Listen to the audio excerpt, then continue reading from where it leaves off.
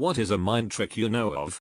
You know that awkward moment when you and a stranger are walking towards each other but need to get past each other and you get confused and end up doing a left to right dance? Not for me. When I walk through large crowds of people, to avoid walking into anyone, I simply stare at my destination. I look no one in the eyes. People actually will watch your eyes and avoid the direction you are going. If I look into people's eyes as we are walking into each other, we are sure to collide. You have to let people know where you intend to go with your eyes. It always works for me. Try it. Your turn. Teach me some good mind tricks. I live in inner city Akron, Ohio. Needless to say, there is a pretty high crime rate around the university center. So, I took a self-defense course at the university and learned the best self-defense tricks I could have never thought of. Act crazier than the person attacking you. I'm talking mental patient on PCP with a bad case of Jack Nicholson insane. 9 times out of 10 they will see you as unpredictable and not want to even mess with you. For example, I was across the street from my apartment at a Circle K buying a 40 and a pack of smokes at about midnight 30 and this guy comes up from nowhere and asks me if I want to make some money. I reply no thanks, I have a job.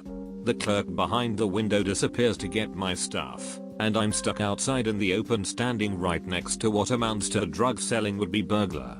After a while, the silence and tension gets unbearable and I ask him what his proposed opportunity entails. Just then the clerk comes back, gives me my stuff, and shouts out the window, "Yo, what's up, dental?" or something along those lines. The shady guy shakes his head and starts to walk away. I pay for my stuff, start walking along under the lights, along the white wall of the building, so I can be seen in case anything happens, and I see to my left that this shady guy is following me, walking parallel to me in the parking lot where it's dark. He calls over to me and starts walking towards me. I'm all like, nope, so I curve my arms up so my hands are in my armpits, and I crouch down with a wide stance and walk sideways in a crab walk / gorilla style fashion and start screaming obscenities about aliens and Arabic coffee. The guy takes one look at me and makes a run for the bus stop. TLDR, a guy started following me in a parking lot of a Circle K late one night, so I went into gorilla mode and acted like a paranoid schizophrenic, so he ran off. Yup, this works. I did something similar back in my early 20s, when I was a little stick girl. Was walking to my car, in a mall parking lot late at night, and couldn't find my car right off, had to cut through a few rows. Noticed a guy following me a few lengths back, cutting through the same rows. I got a little scared, so I started hopping up and down and giggling. Then I hopped in a circle until I met his eyes and started grinning like an idiot. Reached in my pocket and started muttering, "Gonna sticky sticky sticky app," and he did a 180 and walked away. If I need to remember to do anything at all the next day, I will put something in my room out of place. This works every time. Say for example, I really want to remember to email my professor before leaving for class. I will put a movie on the floor. I will initially think, why is that? Oh right, email learning. A key technique for me. Doesn't work if there's already a bunch of shit on your floor. Then clean up. Why did I clean? Oh right. Nice try, mom. If you're trying to find something, try looking right to left as opposed to left to right. Your eyes tend to skim over things if you search in the direction you are used to reading in, so skim the opposite way. It takes me a bit more effort to do this, but I notice more details. My favorite works best in sports. It's more of a way to get into other people's mind and screw them up. Say you're playing against a girl who is just on fire, completely in the zone and dominating. Casually ask, "Hey, what did you change to X better?" or something to that effect. I've done it in volleyball where I ask a guy who's been hitting amazing, "I've never seen you jump so high before. What did you change?" More often than not, it throws them off their game. Done it in hockey too. "Hey, your shot looks amazing. What foot are you leading with?" I'm a paramedic. When a patient is possibly faking unconsciousness, we have two tricks to determine if they're really unconscious or not. First, You can lightly brush their eyelashes with your finger. Their eyes will flutter if they're faking it. Alternatively, if they're on their back, you can lift their arm over their face and let it go. A conscious person will drop their arm away from their face. Finally, a trick to see if someone is faking a neck injury or neck pain. Put a thermometer in their mouth while checking their vitals, then ask them a yes or no question while looking them in the eyes. If you aren't looking directly at them, they tend to answer with a strained aha or no ha, but if you're looking directly at them, they will usually nod their head. Someone who is faking the pain can do this with ease. And yes, there are a lot of calls where people fake pain, illness, etc. for various reasons. There's something in sales called the Sullivan nod. Basically, when you're asking someone something, nod up and down while you're asking. Their mirror neurons start firing, and they begin nodding and agreeing with you subconsciously.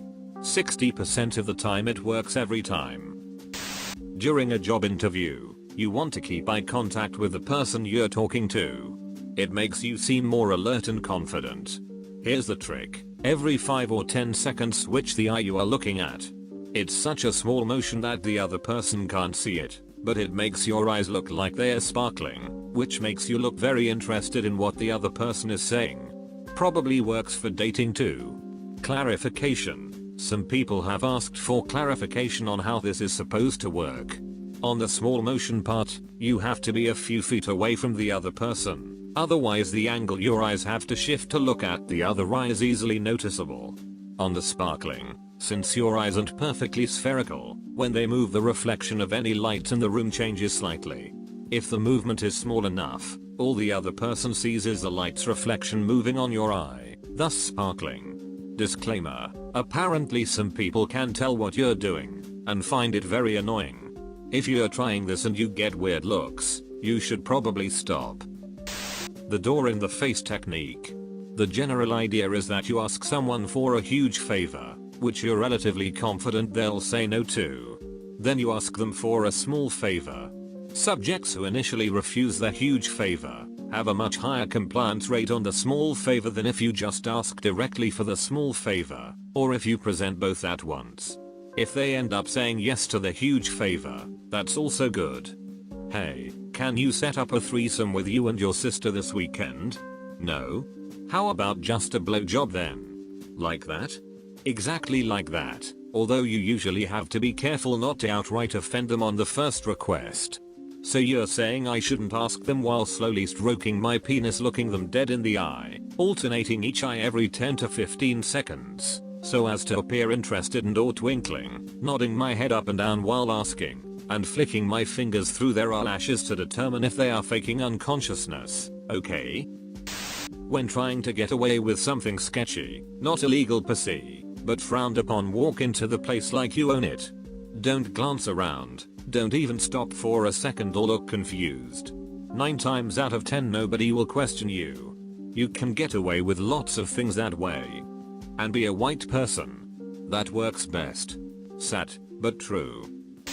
In class, if it's a presentation where someone has to present without looking at notes, or anything like that, and while they're up in front of classroom presenting, some people forget what they are talking about, space out, freak out, and lose their train of thought. To counter this, nod your head at the end of each sentence they say, confirming what they're saying. They will somehow use this as a motivator, and 9 times out of 10 will keep presenting without fault. You're a regular good guy, Greg. Okay, so here's one my father taught me years ago when I was just a small child. It's not a mind trick so much as it is an illusion. Then again, an illusion is just tricking your mind, so I think it counts. So, I use the knuckles on my pointer finger and middle and wrap them around someone's nose. Then I pull back, while I covertly slip my thumb between my 2 knuckles. I then proclaim, "Got your nose?" Most people stand in shock, until I reveal that I haven't actually removed their nose. It's a useful trick for picking up women, as well as entertaining at parties. If you're in a crowded social group, restaurant, bar, party, etc., and you want to know if someone is checking you out, try this. Turn sideways from them. They will be either 90 degrees right or left of you. Then very obviously, look at your watch. Even if you don't wear one, lift your wrist, then point at your watch and nod thoughtfully. Overacting is perfectly acceptable. If they are keeping tabs on you, even peripherally, they will have a certain urge to know the time, and will either look at their own watch, cell phone, or casually look at the various obvious places where someone would put a clock. Edit. So yawning seems to be another method. However, do you think the world's most interesting man would more likely be seen yawning, or looking at his watch in a social setting? Go up to someone in a restaurant, and tell them to close their eyes and picture a playing card. While they are doing this, eat as much of their food as you can and run away. I've done this many times. This is probably silly, but you know that thing where if you repeat a word enough it loses its meaning? Well, I've convinced myself that there is some kind of similar thing going on with pain. If I'm in pain, if I focus 100% on the pain, and block out everything else, the pain kind of loses its meaning. I still feel it, but it's no longer pain, it's just, what is? I tested your theory by plunging a knife into my leg, and I must say, I disagree with your methodology. Have someone lay on their back on the ground, and hold their legs straight up, so their body is making a 90-degree angle. Have them close their eyes and relax their body completely.